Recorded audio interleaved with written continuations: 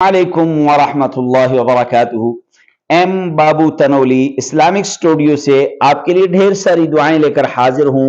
ए रब्बुल आलमीन हम सबको हिदायत और आफियत वाली जिंदगी नसीब फरमा और वुसअत वाला रिज़्क़ हलाल नसीब फरमा। आइए एम बाबू तनोली इस्लामिक स्टूडियो से हम सबसे पहले मिलकर आक़ाए दो जहां सल्लल्लाहु अलैहि वसल्लम की ज़ात बाबरकात पर दरूद शरीफ पढ़ते हैं।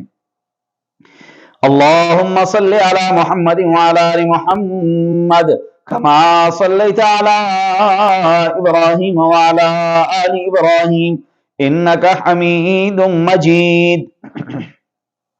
एम बाबू तनोली इस्लामिक स्टूडियो से आपके लिए मसाइल, फजाइल, वज़ाइफ लेकर हाजिर होता हूं। अगर मसाइल, फजाइल, वज़ाइफ समझना चाहते हैं आखिर तक वीडियो को देखिए और दूसरों को पहुंचाना चाहते हैं शेयर जरूर कीजिए। तो आइए आज हम आपको एतिकाफ के दो इंतहाई अहम मसले बताने लगे हैं। एक सवाल किया गया है कि अगर एतिकाफ करने वाला वुजू के दौरान या वुजू से पहले अपना हाथ मुंह साबुन से धोने के लिए मस्जिद से बाहर निकलता है, वुजू के दौरान या वुजू से पहले, तो जायज है, गुंजाइश है। लेकिन अगर खास हाथ मुंह धोने के लिए मस्जिद के हुदूद से बाहर निकलता है तो इससे एतिकाफ फासिद हो जाता है। खास हाथ मुंह साबुन से धोने के लिए मस्जिद के हुदूद से अगर बाहर निकलता है इससे एतिकाफ फासिद हो जाता है।